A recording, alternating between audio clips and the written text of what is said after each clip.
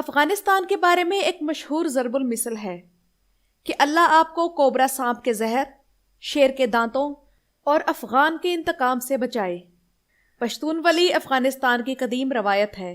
عزت، مہمان نوازی اور انتقام اس کے بنیادی اصول ہیں۔ ناظرین اکرام، میری آج کی ویڈیو بڑی دلچسپ ویڈیو ہے کیونکہ یہ پڑوسی ملک افغانستان کے بارے میں ہے، جو کہ پچھلے 20 سال سے تمام دنیا کی توجہ کا مرکز ہے اور آج کل تو بہت ہی زیادہ خبروں میں ان ہے۔ آپ لوگوں نے اکثر سنا ہوگا کہ افغانستان پر اپنے وقت کی بڑی بڑی سلطنتوں نے حملہ کر کے قبضہ کرنے کی کوشش کی، مگر افغانستان ان سلطنتوں کا قبرستان بن گیا۔ زیادہ دور نہ جائیں تو تقریباً 40 سال پہلے افغانستان پر روس نے حملہ کیا اور اس کا حشر تمام دنیا نے دیکھا۔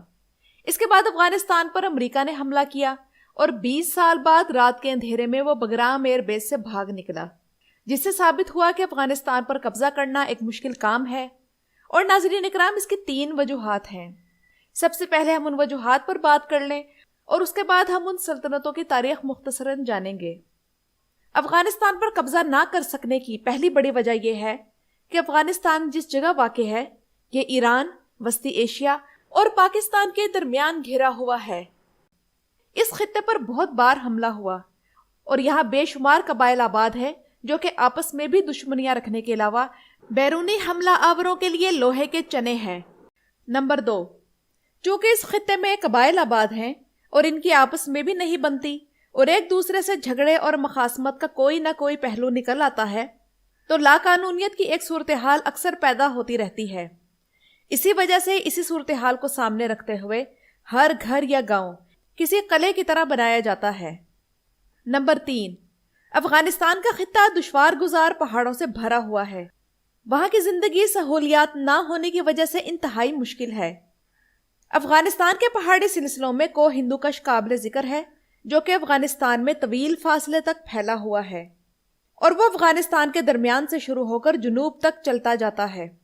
اور افغانستان کے مشرق میں پامیر کا پہاڑی سلسلہ ہے، اور پامیر نوٹ وہ جگہ ہے جہاں ہندوکش، ٹیان شان، کن لن اور ہمالیہ کے پہاڑی سلسلے افغانستان کے شمال مشرقی علاقے بدخشاں میں آپس میں ملتے ہیں۔ اب ناظرین اکرام، اگر ہم افغان تاریخ کا جائزہ لیں تو معلوم ہوتا ہے کہ اس ملک پر قبضہ کرنا اور حکومت کرنا انتہائی مشکل بلکہ ناممکن کام ہے۔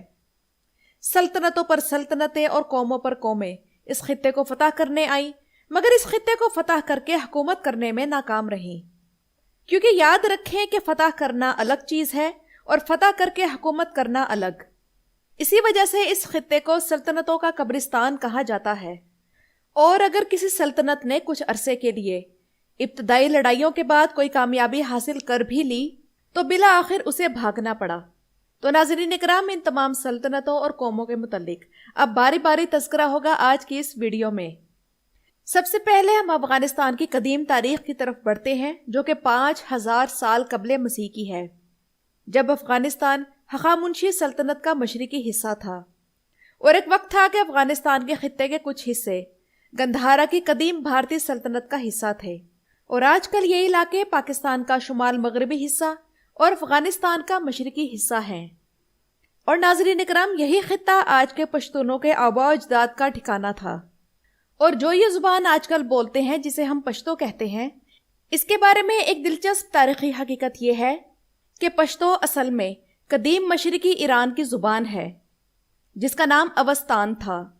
اوستان ایران میں زرتشت کے ماننے والوں کی مذہبی زبان تھی۔ لیکن ناظرین اکرام، ہخامنشی سلطنت کے دور میں افغانستان میں افغانوں کی آبادی بہت کم تھی۔ اس کے بعد سکندر اعظم کے بارے میں کہا جاتا ہے کہ اس نے یہ خطہ تھوڑی بہت جدوجہد کے بعد فتح کر لیا۔ سکندر اعظم کے بعد بھارت کی موریہ سلطنت نے افغانستان کے بیشتر علاقوں پر قبضہ کیا، اور اس دور میں یہاں ہندو مت اور بدھ مت، یہ دونوں مذاہب تیزی سے پھیلے۔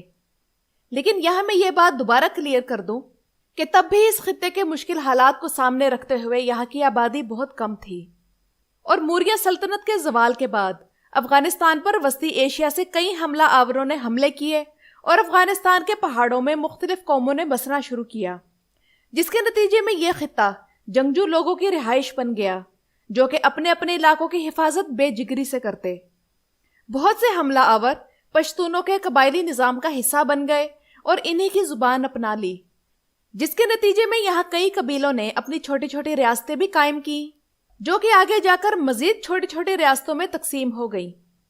اور یہ وہ وقت تھا جب یہ خطہ فتح کے لیے مشکل مشہور ہو چکا تھا، اور جب 8ویں صدی عیسوی کے شروع میں عربوں کی آمد ہوئی تو یہ چھوٹی چھوٹی مگر مضبوط ریاستوں کا علاقہ تھا، اور عربوں کو پہلی شکست تب ہوئی جب انہوں نے قندھار میں قائم زنبیل ریاست کو فتح کرنے کی کوشش کی، اور زنبیلوں کے خلاف بھیجا گیا 20,000 کا لشکر صرف 5,000 کی صورت میں واپس لوٹا۔ زنبیلوں کے ہاتھوں عربوں کے اس شکست کا ذکر تاریخ الطبری اور تاریخ سیستان میں بھی ملتا ہے۔